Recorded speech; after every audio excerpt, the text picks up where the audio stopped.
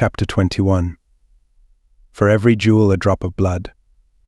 All night Ibn Jad and his party marched northward. Though they were hampered by the refusal of Ginalda to walk, yet they made rapid progress, for they were spurred on by their great desire to escape from the valley with their booty before they should be discovered and set upon by the great host of fighting men they were now convinced were quartered in the castle and city they had been fortunate enough to find almost deserted. Avarice gave them strength and endurance far beyond that which they normally displayed, with the result that dawn found them at the foot of the ragged mountains that Ibn Jad had determined to scale, rather than attempt an assault upon the castle, which guarded the easy way from the valley.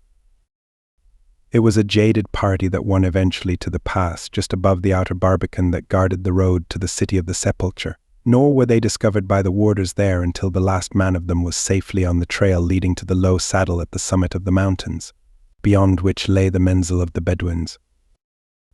The defenders of the barbican made a sortie against them and approached their rear so closely that the Sir Knight who commanded saw Ginalda and recognized her, but a volley from the matchlocks of the desert people sent the crudely armed soldiers of Bohun back in retreat, though the brave knight couched his lance and charged again until his horse was brought down by a bullet, and he lay pinned beneath it.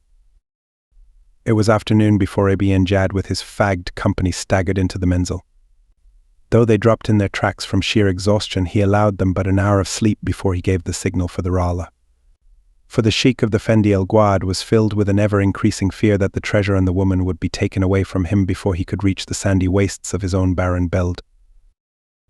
The heavy weight of the treasure had been divided into several bundles, and these were distributed among his least mistrusted followers, while the custody of the girl captive was placed in the hands of Fahd, whose evil eyes filled the princess with fear and loathing. Stimble, who had secretly scoffed at the stories of treasure and the mad tales of a beautiful woman that the Arab expected to find in some fabulous, hidden city, was dumbfounded when he viewed the spoils of the Bedouin raid, and at first was inclined to attribute them to the hallucinations of his fever-racked brain. Weak, Stimble staggered feebly along the trail, keeping as close to Fahd as he could, for he knew that of all the company this unscrupulous scoundrel would be most likely to assist him, for to Fahd the live Stimble meant great wealth, nor was Fahd unmindful of the fact. And now there was another purpose in the evil mind of the Bedouin who had conceived for the white girl an infatuation that was driving him to the verge of madness. With the wealth that Stimble had promised him, Fahd realized that he could afford to possess this lovely houri, whom otherwise a poor Bedoui must sell for the great price that she would bring. And so there revolved in the mind of Fahd many schemes whereby he might hope to gain sole possession of both Ginalda and Stimble, but always there loomed in the path of every plan that he considered the dour figure of his greedy sheikh. At the foot of the mountains of the sepulchre, Ibn Jad turned toward the east, thus to avoid passing again through the country of Batando. Beyond the eastern end of the range he would turn south again and later strike west just above the northern limits of the territory that was nominally Tarzan's, for though he knew that the Lord of the Jungle was dead, he yet feared the vengeance of his people. It was late before Ibn Jad made camp. The preparations for the evening meal were hurried. The light from the cooking fire and the paper lanterns in the bite of the sheikh was dim and flickering, yet not so dim but that Atija saw Fahd drop something into the bowl of food that she had prepared for Ibn Jad and which stood upon the ground between him and his would-be assassin. As the sheikh reached for the receptacle, Atija stepped from the women's quarters and struck it from his hand, but before she could explain her act or charge Fahd with his villainy, the culprit, realizing that his perfidy had been discovered, leaped to his feet and seizing his matchlock sprang into the women's quarters where Ginalda had been left under the watchful care of Herfa and Atija. Seizing the girl by the wrist and dragging her after him, Fahd broke through the curtains at the rear of the bait and ran in the direction of his own tent. By this time the Muqad of Ibn Jad was in an uproar. The sheikh was demanding an explanation from Atija, and still unaware that Fahd had escaped through the rear of the bait, no one had followed him into the women's quarters. "He placed Sim in thy food," cried Atija. "I saw him, and the proof of it be that he fled when he knew that I had seen." "Billah," exclaimed Ibn Jad, "the son of a jackal would poison me. Seize him and fetch him to me." "He hath fled through the bait," cried Herfa, "and taken the Nazarawiya with him." The Bedouins sprang to their feet and took after Fahd, but at his own bite he stopped them with a bullet and they retreated. In his tent he seized Stimble, who was lying upon a filthy sleeping mat, and dragged him to his feet. And he hissed in the American's ear, Ibn-Jad has ordered that thou be slain. Quick, follow me and I will save thee." Again Fahd had recourse to the rear curtains of a bait, and as his fellows approached the front in anger but with caution, Fahd, dragging Ginalda, and followed by Stimble, sneaked through the darkness of the menzil and turned toward the west. It was dusk when James Blake, following the plain trail of Ibn-Jad, finally clambered over the last escarpment and stood upon the trail that led through the pass toward the outer world beyond the valley of the Sepulchre. 100 yards to his right loomed the grey towers of the Barbican, to his left was the trail that led in the direction of his heart's desire, and all about him, concealed in the bushes, were the men-at-arms of King Bohun of the Sepulchre, but this he did not guess. For how could he know that for hours the eyes of the warders had been watching his slow ascent toward the pass trail?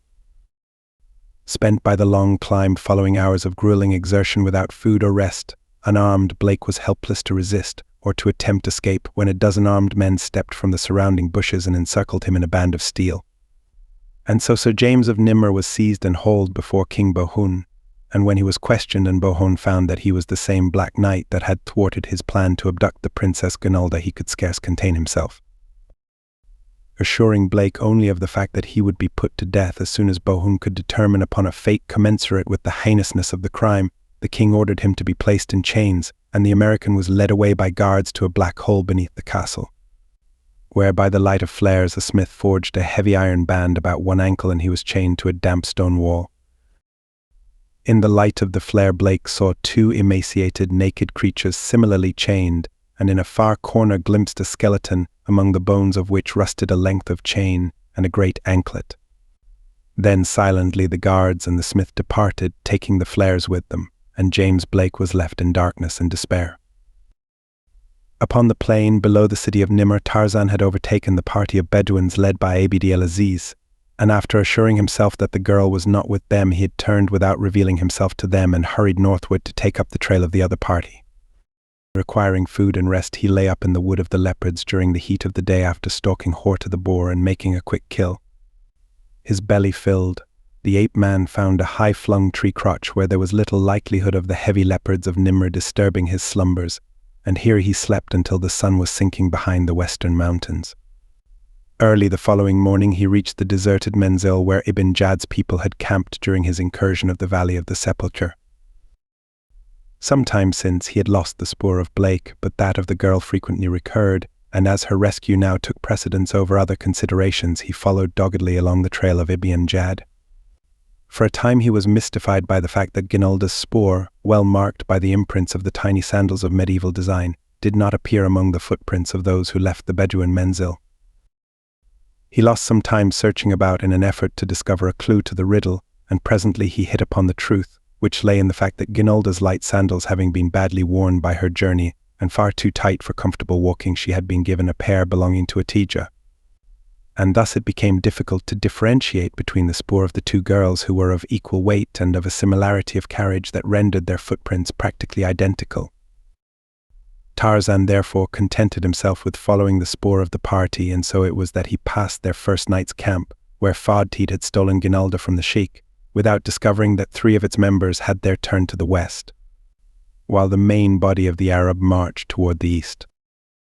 And as Tarzan followed the spoor of Ibn-Jad, 100 stalwart Waziri moved northward from the waterhole of the smooth, round rocks upon the old trail of the Bedouins. With them was Zeid, who had begged so hard to accompany them when they passed the village where he had been waiting that at last the sub-chief had consented. When Tarzan overtook the Arab, they had already turned south around the eastern end of the mountains of the Sepulchre. He saw the bags they carried and the evident concern with which Ibn-Jad watched and guarded them, and he shrewdly guessed that the wily old thief had indeed found the treasure he had sought, but he saw no evidence of the presence of the princess, and Stimble too was missing. Tarzan was furious. He was furious at the thieving Bedouins for daring to invade his country, and he was furious at himself because he felt that in some way he had been tricked. Tarzan had his own methods of inflicting punishment upon his enemies, and he had as well his own grim and grisly sense of humor. When men were doing wrong, it pleased him to take advantage of whatever might cause them the greatest suffering, and in this he was utterly ruthless with his enemies. He was confident that the Arab thought him dead, and it did not suit his whim to reveal their error to them at this time, but it did accord with his fancy to let them commence to feel the weight of his displeasure and taste the first fruits of their villainy.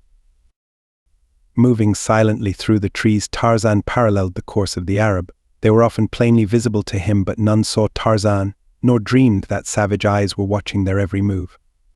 5 men carried the treasure, though its weight was not so great, but that one powerful man might have borne it for a short distance. Tarzan watched these men most often, these and the Sheikh ibn Jad. The trail was wide, and the sheikh walked beside one of those who bore the treasure. It was very quiet in the jungle. Even the Arab, garrulous among themselves, were quiet, for they were very tired and the day was hot, and they were unused to the burdens they were forced to carry since Batando had robbed them of their slaves.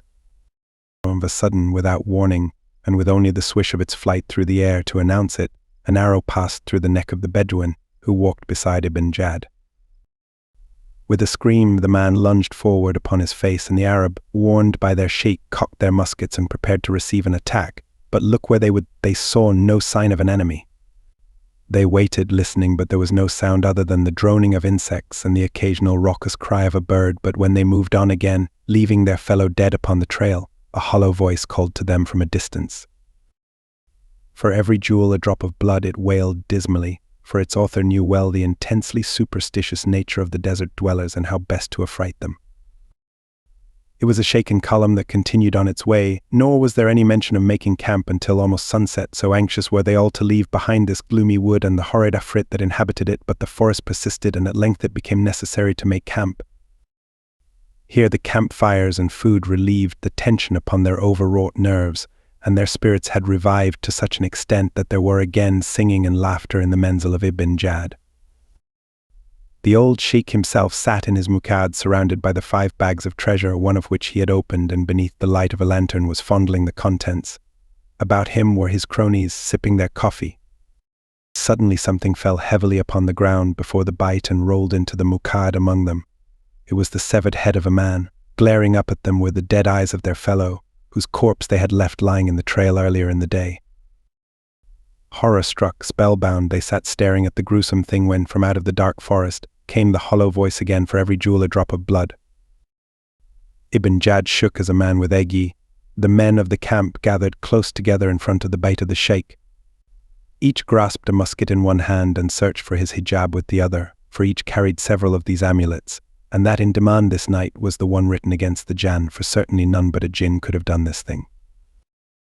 Herfa stood half within the mukad, staring at the dead face of her fellow, while Atija crouched upon a sleeping mat in the quarters of the women. She did not see the back curtain rise, nor the figure that crept within. It was dark in the quarters of the harem, since little light filtered in from the lanterns in the mukad. Atija felt a hand clapped across her mouth at the same instant that another grasped her by the shoulder. A voice whispered in her ear, "Make no sound. I shall not hurt thee. I am a friend to Zaid. Tell me the truth, and no harm will befall you or him. Where is the woman Ibn Jad brought from the valley?" He who held her placed his ear close to her lips and removed his hand from them. Atija trembled like a leaf. She had never seen a jinn. She could not see the creature that leaned close to her, but she knew that it was one of those fearsome creatures of the night. "Answer," whispered the voice in her ear. "If thou wouldst save Zaid, speak and speak the truth." "Fad took the woman from our menzil last night," she gasped. "I do not know where they went." As it came, in silence the presence left the side of the terrified girl. When Herfa sought her a moment later, she found her in a swoon. Chapter 22. Bride of the Ape. Blake squatted upon the stone floor in the utter darkness of his dungeon. After his jailers had left, he had spoken to his fellow prisoners, but only one had replied, and his gibbering tones assured the American that the poor wretch had been reduced to stark insanity by the horrors of imprisonment in this foul hole. The young man, accustomed to freedom-light activity, already felt the hideousness of his position and wondered how long it would be before he too gibbered incoherently at the end of a rusting chain, how long before he too was but mildewed bones upon a clammy floor. In utter darkness and in utter silence there is no time, for there is no means by which one may compute the passage of time. How long Blake crouched in the stifling air of his dank dungeon he could not know. He slept once, but whether he had dozed for an instant or slept the clock around he could not even hazard a guess. And of what moment was it? A second, a day, a year meant nothing here. There were only 2 things that could mean anything to Jim Blake now: freedom or death. He knew that it would not be long before he would welcome the latter. A sound disturbed the silence of the buried vault. Footsteps were approaching. Blake listened as they came nearer. Presently he discerned a flickering light that grew in intensity until a pine torch illuminated the interior of his prison. At first it blinded his eyes so that he could not see who came bearing the light, but whoever it was crossed and stopped before him. Blake looked up, his eyes more accustomed to the unwanted brilliance, and saw two knights standing before him. "It be he," said one.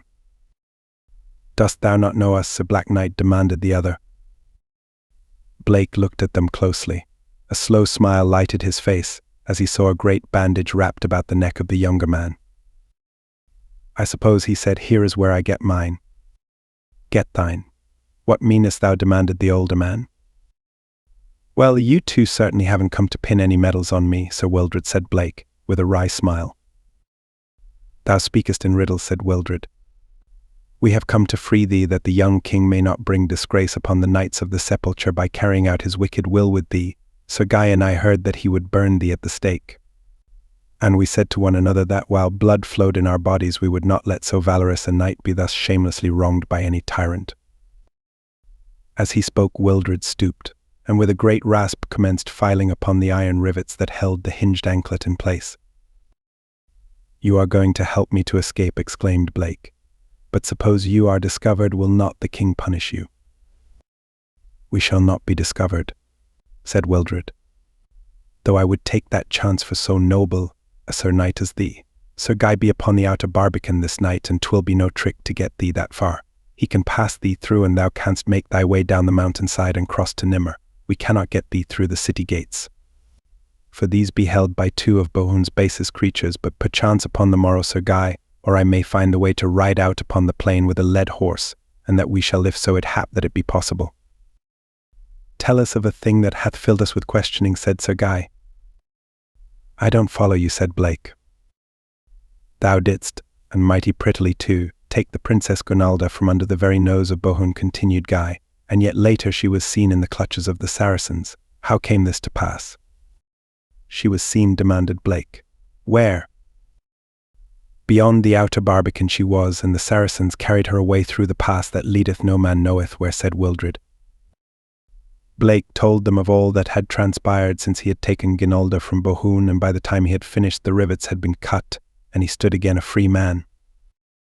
Wildred smuggled him through secret passages to his own quarters, and there gave him food and new clothing and a suit of armor, for now that they knew he was riding out over the pass into the strange country, they had decided that he could only be permitted to do so properly armed and mounted.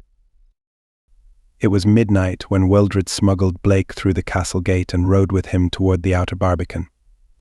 Here Sir Guy met them, and a few minutes later Blake bid these chivalrous enemies goodbye, and mounted on a powerful charger, his own colours flying from his lance tip, rode beneath the portcullis and out upon the starlit road that led to the summit of the mountains of the sepulchre. Toyat, the king ape, picked a succulent beetle from the decaying bark of a fallen tree. About him were the great, savage people of his tribe. It was afternoon, and the apes loafed in the shade of great trees beside a little natural clearing in the jungle. They were content and at peace with all the world. Coming toward them were three people, but the wind blew from the apes toward the people, and so neither Toyat nor any of his fellows caught the scent spoor of the Tarmangani. The jungle trail was soft with damp mold, for it had rained the night before, and the feet of the three gave forth no sound that the apes heard. Then, too, the three were moving cautiously, for they had not eaten for 2 days and they were hunting for food. There was a grey old man, emaciated by fever, tottering along with the aid of a broken tree branch. There was a wicked-eyed Bedouin carrying a long musket, and the third was a girl whose strange garments of splendid stuffs were torn and soiled. Her face was streaked with dirt and was drawn and thin, yet still it was a face of almost heavenly beauty. She walked with an effort, and though she sometimes stumbled from weariness, never did she lose a certain regalness of carriage, nor lower the haughty elevation of her well-moulded chin. The Bedouin was in the lead. It was he who first sighted a young ape, playing at the edge of the clearing farthest from the great bulls of the tribe of Toyat. Here was food. The Bedouin raised his ancient weapon and took aim. He pressed the trigger, and the ensuing roar mingled with the scream of pain and terror that burst from the wounded Balu. Instantly the great bulls leaped to action. Would they flee the feared and hated thunderstick of the Tarmangani, or would they avenge the hurting of the Balu? Who might know? Today they might do the one, tomorrow, under identical circumstances, the other. Today they chose vengeance. Led by Toyat, growling hideously, the bulls lumbered forward to investigate. It was this sight that met the horrified gaze of the three as they followed up Fad shot to learn if at last they were to eat, or if they must plod on hopelessly weakened by the hunger gnawing at their vitals. Fadi and Stimble turned and bolted back down the trail, the Arab in his cowardly haste, pushing Ginolda to one side and hurling her to the ground.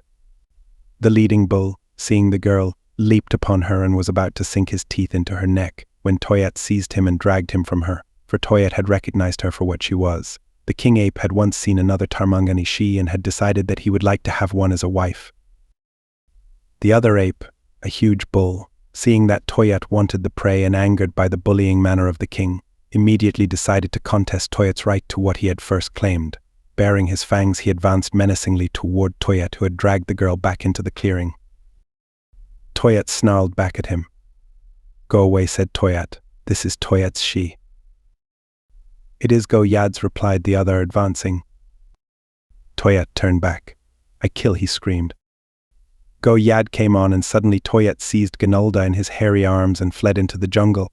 Behind him, bellowing and screaming, pursued Goyad. The Princess Ginolda, wide-eyed with horror, fought to free herself from the hideous, hairy creature that was bearing her off. She had never seen nor even heard of such a thing as a great ape, and she thought them now some hideous, low inhabitant of that outer world that she had always been taught consisted of encircling armies of Saracens and beyond, and at a great distance a wonderful country known as England. What else was there she had not even tried to guess, but evidently it was a horrid place peopled by hideous creatures, including dragons. Toyat had run no great distance when he realized that he could not escape while burdened with the she, and as he had no mind to give her up, he turned suddenly and faced the roaring Goyad. Goyad did not stop. He came on frothing at the mouth, bristling, snarling, a picture of bestial savagery, power and frenzied rage. Toyat, relinquishing his hold upon the girl, advanced to meet the charge of his rebellious subject, while Ginolda, weakened by unaccustomed exertion and lack of nourishment, appalled by the hideous circumstances of her plight, sank panting to the ground. Toyat and Goyad, immersed in the prospect of battle, were oblivious to all else. Could Ginolda have taken advantage of this temporary forgetfulness of her, she might have escaped, but she was too stunned, too exhausted to take advantage of her opportunity. Spellbound, fascinated by the horror of it, she watched these terrifying, primordial man-beasts preparing to do battle for possession of her. Nor was Ginolda the sole witness of these savage preliminaries. From the concealment of a low bush behind which he lay, another watched the scene with steady, interested eyes. Absorbed by their own passion, neither Toyat nor Goyad noted the occasional movement of the outer leaves of the bush behind which this other watcher lay, a movement imparted by the body of the watcher with each breath, and with each slightest change of position. Perhaps the watcher discovered no sporting interest in the impending duel, for just as the two apes were about to engage, he arose and stepped into the open a great black-maned lion, whose yellow coat gleamed golden in the sunlight. Toyat saw him first, and with a growl of rage turned and fled, leaving his adversary and their prize to whatever fate Providence might hold in store for them. Goyad, thinking his rival had abandoned the field through fear of him, beat loudly upon his breast and roared forth the victory cry of the bull ape. Then, swaggering as became a victor and a champion, he turned to claim the prize. Between himself and the girl he saw the lion standing, gazing with serious mien straight into his eyes. Goyad halted. Who would not have? The lion was within springing distance, but he was not crouched. Goyad backed away, snarling, and when the lion made no move to follow, the great ape suddenly turned and lumbered off into the jungle, casting many a backward glance in the direction of the great cat, until intervening foliage shut him from his view. Then the lion turned toward the girl. Poor little princess, hopeless, resigned, she lay upon the ground, staring, wide-eyed, at this new engine of torture and destruction. The king of beasts surveyed her for a moment, and then walked toward her. Ginolda clasped her hands and prayed not for life. For hope of that she had long since resigned, but for death, speedy and painless.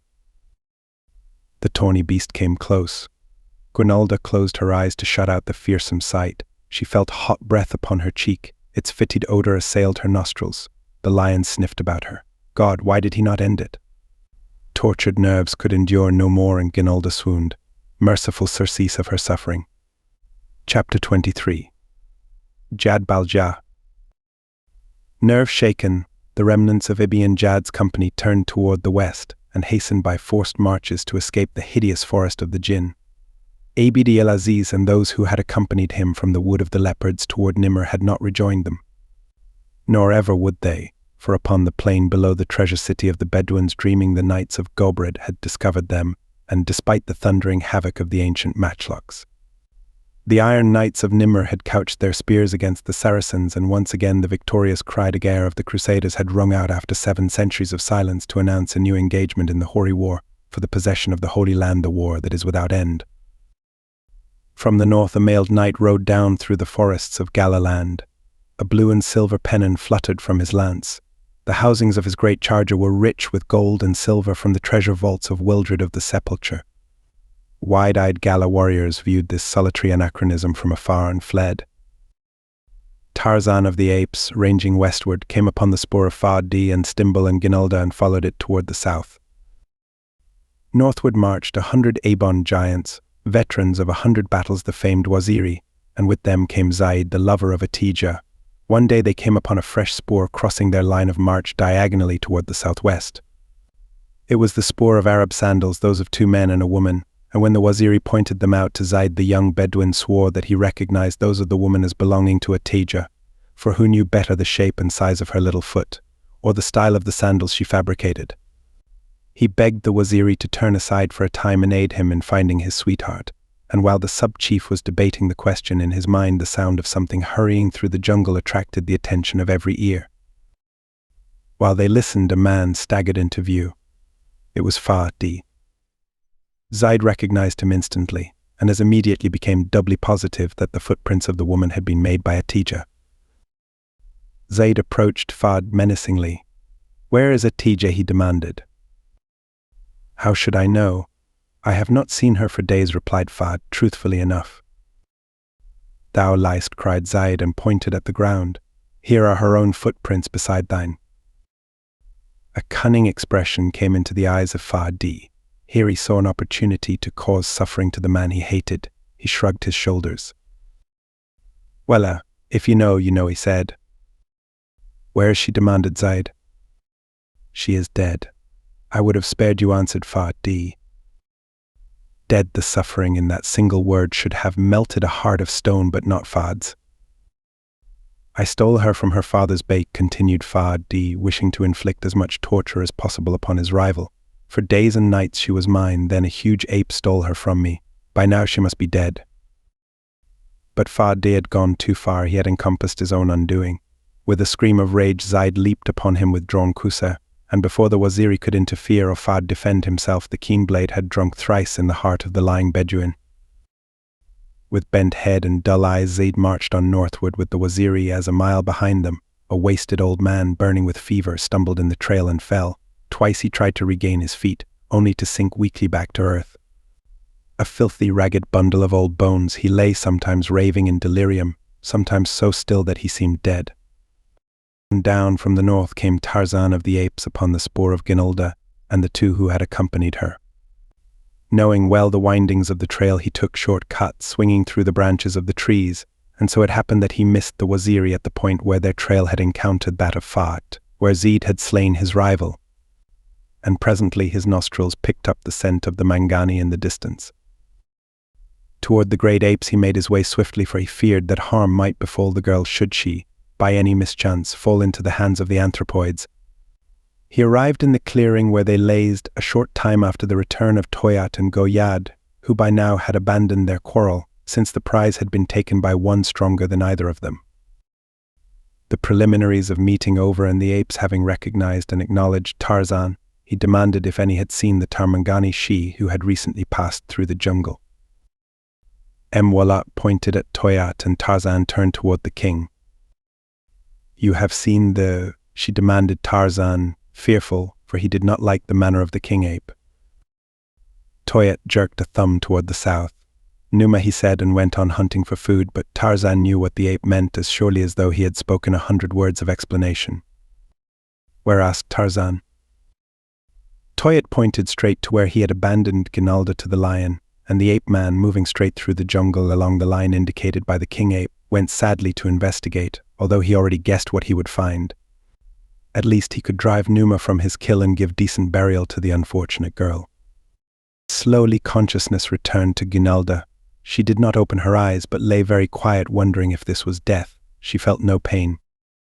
Presently a sickly sweet and pungent odor assailed her nostrils, and something moved very close to her, so close that she felt it against her body, pressing gently, and where it pressed she felt heat, as from another body. Fearfully she opened her eyes, and the horror of her predicament again swept over her, for she saw that the lion had lain down almost against her. His back was toward her, his noble head was lifted, his black mane almost brushed her face. He was looking off intently toward the north. Guinalda lay very quiet. Presently she felt, rather than heard, a low rumbling growl that seemed to have its origin deep in the cavernous chest of the carnivore. Something was coming. Even Guinalda sensed that, but it could not be succor, for what could succor her from this hideous beast? There was a rustling among the branches of the trees 100 feet away, and suddenly the giant figure of a demigod dropped to the ground. The lion rose and faced the man. The two stood thus, eyeing one another for a brief moment. Then the man spoke. "Jad Baljah," he exclaimed, "and then come to heel." The great, golden lion whined and strode across the open space, stopping before the man. Guinalda saw the beast look up into the face of the demigod, and saw the latter stroke the tawny head affectionately, but meanwhile the eyes of the man, or god, or whatever he was, were upon Guinalda, and she saw the sudden relief that came to them as Tarzan realized that the girl was unharmed. Leaving the lion, the ape-man crossed to where the princess lay and knelt beside her. "You are the Princess Guinalda?" he asked. The girl nodded, wondering how he knew her. As yet she was too stunned to command her own voice. "Are you hurt?" he asked. She shook her head. "Do not be afraid," he assured her in a gentle voice. "I am your friend. You are safe now." There was something in the way he said it that filled Guinalda with such a sense of safety as all the mailed knights of her father's realm had scarce imparted. "I am not afraid any more," she said simply. "Where are your companions?" he asked. She told him all that had happened. "You are well rid of them," said the ape-man, "and we shall not attempt to find them. The jungle will account for them in its own way and in its own good time." "Who art thou?" asked the girl. "I am Tarzan." "How didst thou know my name?" she queried. "I am a friend of one whom you know as Sir James," he explained. "He and I were searching for you." "Thou art his friend," she cried.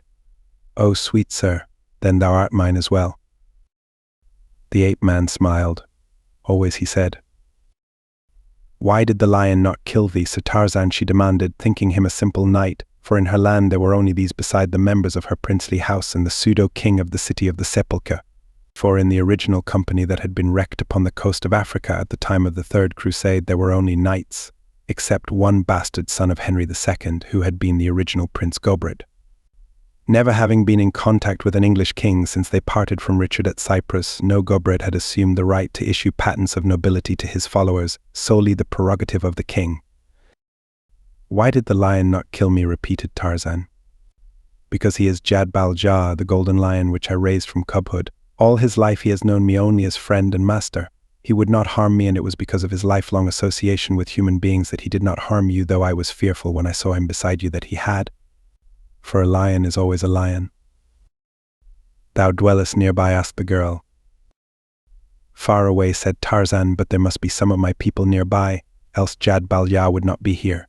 I sent for my warriors, and doubtless he has accompanied them." Finding that the girl was hungry, Tarzan bade the golden lion remain and guard her while he went in search of food. "Do not fear him," he told her, "and remember that you could not have a protector more competent than he to discourage the approach of enemies." "And well mayst I believe it," admitted Guinalda. Tarzan returned with food, and then, as the day was not done, he started back toward Nimr with the rescued girl. Carrying her, as she was now too weak to walk, and beside them strode the great, black-maned lion of gold. During that journey Tarzan learned much of Nimr and also discovered that Blake's love for his princess was apparently fully reciprocated by the girl, for she seemed never so content as when talking about her Sir James and asking questions concerning his far country and his past life, of which, unfortunately, Tarzan could tell her nothing. Upon the second day the three came to the great cross, and here Tarzan hailed the warders and bade them come and take their princess. She urged the ape-man to accompany her to the castle and receive the thanks of her father and mother, but he told her that he must leave at once to search for Blake, and at that she ceased her urging. "And thou findst him," she said. "Tell him that the gates of Nimr be always open to him, and that the Princess Guinalda awaits his return." Down from the cross went Tarzan and Jad Balja, and before she turned back to enter the tunnel that led to her father's castle, the Princess Guinalda stood watching them until a turn in the trail hid them from her view. "May our Lord Jesus bless thee, sweet Sir Knight," she murmured, "and watch o'er thee and fetch thee back once more with my beloved." Chapter 24. Where Trails Met. Down through the forest rode Blake, searching for some clue to the whereabouts of the Arabs, ranging this way and that, following trails and abandoning them. Late one day he came suddenly into a large clearing where once a native village had stood. The jungle had not yet reclaimed it, and as he entered it he saw a leopard crouching upon the far side, and before the leopard lay the body of a human being. At first Blake thought the poor creature dead, but presently he saw it attempt to rise and crawl away. The great cat growled and advanced toward it. Blake shouted and spurred forward, but Sheeta paid no attention to him, evidently having no mind to give up its prey, but as Blake came nearer the cat turned to face him with an angry growl. The American wondered if his horse would dare the close proximity of the beast of prey, but he need not have feared. Nor would he had he been more fully acquainted with the customs of the Valley of the Sepulchre, where one of the greatest sports of the knights of the two enemy cities is hunting the giant cats with lance alone when they venture from the sanctuary of the Wood of the Leopards. The charger that Blake bestrode had faced many a savage cat, and larger too by far than this one, and so he fell into his charging stride with no show of fear or nervousness, and the two thundered down upon Sheeta, while the creature that was to have been its prey looked on with wide, astounded eyes. Within the length of its spring Sheeta rose swiftly to meet the horse and man. He leaped, and as he leaped he struck full on the metal tip of the great lance, and the wooden shaft passed through him so far that it was with difficulty that the man forced the carcass from it. When he had done so he turned and rode to the side of the creature lying helpless on the ground. "My God," he cried as his eyes rested on the face below him. "Stimble." "Blake." The younger man dismounted. "I'm dying," Blake whispered Stimble. "Before I go I want to tell you that I'm sorry I acted like a cad. I guess I've got what was coming to me." "Never mind that, Stimble," said Blake. "You're not dead yet. The first thing is to get you where there are food and water." He stooped and lifted the emaciated form and placed the man in his saddle.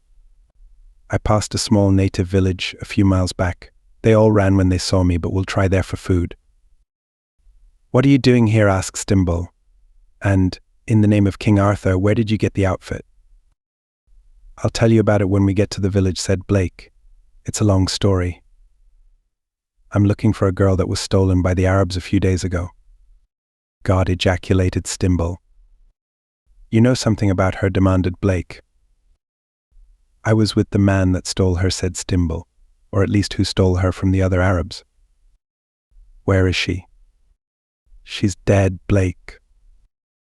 "Dead?" "A bunch of those big anthropoid apes got her. The poor child must have been killed immediately."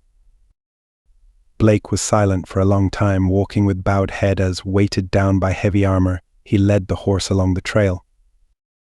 "Did the Arabs harm her?" he asked presently. "No," said Stimble. "The sheikh stole her either for ransom or to sell her in the north, but Fa-D stole her for himself. He took me along because I had promised him a lot of money if he'd save me.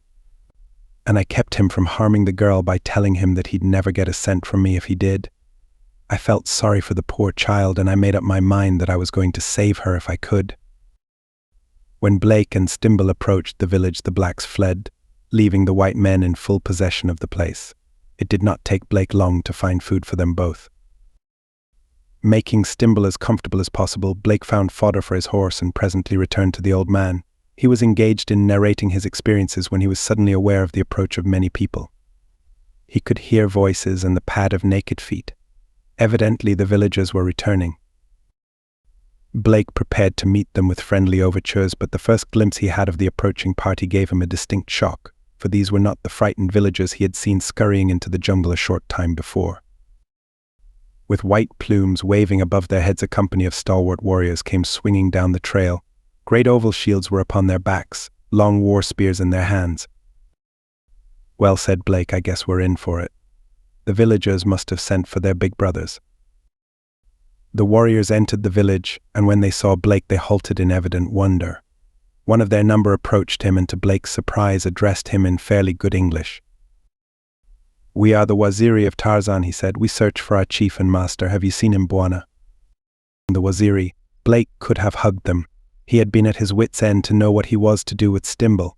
Alone he never could have brought the man to civilization, but now he knew that his worries were over. Had it not been for the grief of Blake and Zaid, it had been a merry party that made free with the cassava and beer of the villagers that night, for the Waziri were not worrying about their chief.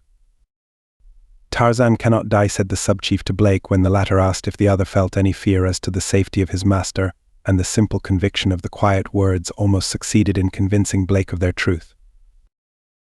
Along the trail plodded the weary Arab of the Beni Salem Fendi, El Guad. Tired men staggered beneath the weight of half-loads. The women carried even more.